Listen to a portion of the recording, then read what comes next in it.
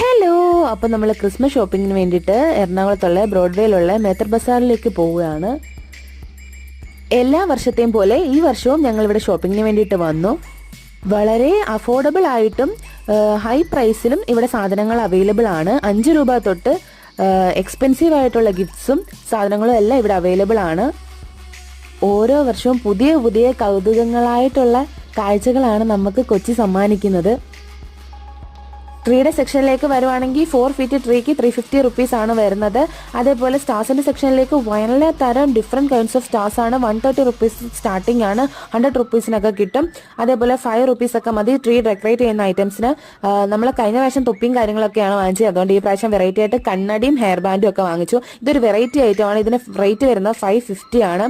അതേപോലെ പുൽക്കൂടിന് റേറ്റ് വരുന്നത് 1200 ഈ പുൽക്കൂട് അവൈലബിൾ ആണ്. എല്ലാവരും വന്ന് കണ്ട് എൻജോയ് ചെയ്ത് പോവാ. Bye bye.